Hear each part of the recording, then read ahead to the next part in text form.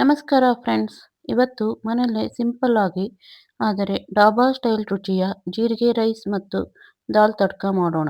ಇದು ಬೆಳಗಿನ ಉಪಹಾರಕ್ಕೆ, ಮಧ್ಯಾಹ್ನದ ಊಟಕ್ಕೆ ಅಥವಾ ರಾತ್ರಿ ಊಟಕ್ಕೆ ಸೂಪರ್ ಕಾಂಬಿನೇಷನ್. ಈ ವಿಡಿಯೋ ಕೊನೆಯವರೆಗೂ ನೋಡಿದರೆ ನಿಮಗೆ ಒಂದು ಸಿಂಪಲ್ ಹೆಲ್ತ್ ಟಿಪ್ಸ್ ಕೊಡುತ್ತೇನೆ. ಮೊದಲಿಗೆ ಜೀರಾ ರೈಸ್ ಮಾಡೋಣ. ಮೊದಲಿಗೆ ಸ್ಟವ್ ಆನ್ ಮಾಡಿ ಕುಕ್ಕರ್ ಇಟ್ಟು 1 ಟೇಬಲ್ ಸ್ಪೂನ್ ತುಪ್ಪ, 2 ಟೇಬಲ್ ಸ್ಪೂನ್ ಎಣ್ಣೆ ಹಾಕಿ ಬಿಸಿ ಮಾಡಿಕೊಳ್ಳಿ. ಎಣ್ಣೆ ಬಿಸಿ ಆದ ಮೇಲೆ 2 ಪಲಾವ್ ಎಲೆ, 2 ಏಲಕ್ಕಿ, ಸ್ವಲ್ಪ ಗೋಡಂಬಿ, ಖಾರಕ್ಕೆ ಎಷ್ಟು ಬೇಕು ಅಷ್ಟು ಹಸಿಮೆಣಸಿನಕಾಯಿ, 3 ರಿಂದ 4 ಸ್ಪೂನು ಜೀರಿಗೆ ಹಾಕಿ ಬಾಡಿಸಿಕೊಂಡು 5 ರಿಂದ 10 ನಿಮಿಷ ಚೆನ್ನಾಗಿ ತೊಳೆದು ನೆನೆಸಿಟ್ಟಿರುವ ಅಕ್ಕಿ ಹಾಕಿಕೊಂಡು ಚೆನ್ನಾಗಿ ಬಾಡಿಸಿಕೊಳ್ಳಿ. ನಾವು ಇಲ್ಲಿ 2 ಲೋಟ ಅಕ್ಕಿ ತೆಗೆದುಕೊಂಡಿದ್ದೇವೆ. ನಂತರ ಇದಕ್ಕೆ ರುಚಿಗೆ ತಕ್ಕಷ್ಟು ಉಪ್ಪು ಹಾಕಿ 4 ಲೋಟ ನೀರು ಹಾಕಿಕೊಳ್ಳಿ. ಅಕ್ಕಿ ಯಾವ ಲೋಟದ ಅಳತೆಯಲ್ಲಿ ತೆಗೆದುಕೊಳ್ಳುತ್ತೀರೋ ಅದೇ ಲೋಟದ ಅಳತೆಯಲ್ಲಿ 2ರಷ್ಟು ನೀರು ಹಾಕಿಕೊಳ್ಳಿ. ನಂತರ ಎಲ್ಲ ಮಿಕ್ಸ್ ಮಾಡಿ ಕುದಿಯಲು ಬಿಡಿ.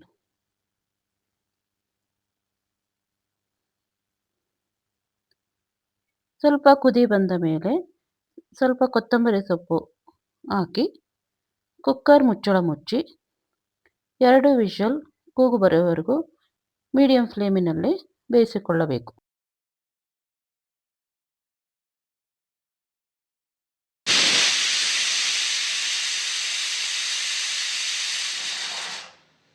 ಎರಡು ವಿಷಲ್ ಆದ ಮೇಲೆ ಸ್ಟವ್ ಆಫ್ ಮಾಡಿ ಕುಕ್ಕರ್ ತಣ್ಣಗಾಗಲು ಬಿಡಿ. ಈಗ ದಾಲ್ ತಡ್ಕ ಮಾಡಿಕೊಳ್ಳೋಣ.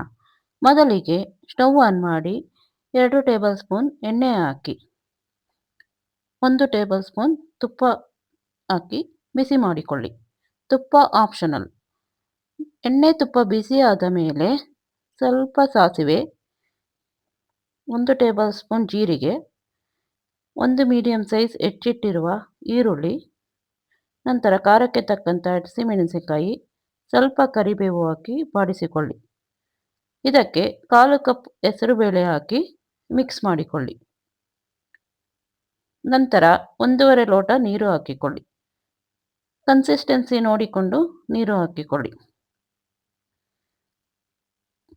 ನೀರು ಹಾಕಿದ ಮೇಲೆ ಮಿಕ್ಸ್ ಮಾಡಿ ರುಚಿಗೆ ತಕ್ಕಷ್ಟು ಉಪ್ಪು ಹಾಕಿ 1/4 ಟೇಬಲ್ ಸ್ಪೂನು ಅರಿಶಿಣ ಹಾಕಿ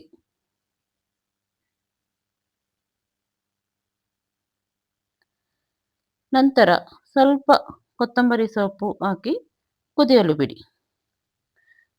ಒಂದು ಕುದಿ ಬಂದ ಮೇಲೆ ಕುಕ್ಕರ್ ಮುಚ್ಚಳ ಮುಚ್ಚಿ 2 ವಿಷಲ್ ಬರುವವರೆಗೂ ಮೀಡಿಯಂ ಫ್ಲೇಮಿನಲ್ಲಿ ಬೇಯಿಸಿಕೊಳ್ಳಿ.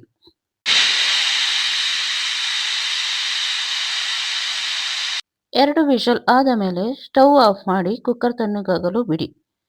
ಕುಕ್ಕರ್ ತಣ್ಣಗಾದ ನಂತರ ಓಪನ್ ಮಾಡಿ ಬೇಳೆಯನ್ನೆಲ್ಲ ಲೈಟಾಗಿ ಮಸೆದುಕೊಳ್ಳಿ. ಈಗ ಜೀರಾ ರೈಸ್ ಮತ್ತು ದಾಲ್ ತಡ್ಕ ತಿನ್ನಲು ರೆಡಿಯಾಗಿದೆ. ಈಗ ಹೆಲ್ತ್ ಟಿಪ್ಸ್ ಹೇಳುವ ಸಮಯ. ಕಡಲೆಕಾಳನ್ನು ರಾತ್ರಿ ನೀರಿನಲ್ಲಿ ನೆನೆಹಾಕಿ ಬೆಳಗ್ಗೆ ಹಸಿಯಾಗಿ ಇಲ್ಲ ಬೇಯಿಸಿಕೊಂಡು ತಿಂದರೆ ಬ್ಲಡ್ ಶುಗರ್ ಲೆವೆಲ್ ಕಡಿಮೆ ಆಗುತ್ತದೆ. ಈ ವಿಡಿಯೋ ನಿಮಗೆ ಇಷ್ಟ ಆಯಿತು ಅಂದರೆ ಲೈಕ್ ಮಾಡಿ, ಶೇರ್ ಮಾಡಿ. ನಿಮ್ಮ ಅನಿಸಿಕೆಯನ್ನು ಕಮೆಂಟ್ ಬಾಕ್ಸಿನಲ್ಲಿ ತಿಳಿಸಿ. ಮತ್ತಷ್ಟು ರುಚಿಕರವಾದ ರೆಸಿಪಿಗಳಿಗಾಗಿ ಈ ಚಾನಲನ್ನು ಸಬ್ಸ್ಕ್ರೈಬ್ ಮಾಡಲು ಮರೆಯದಿರಿ. Thank you.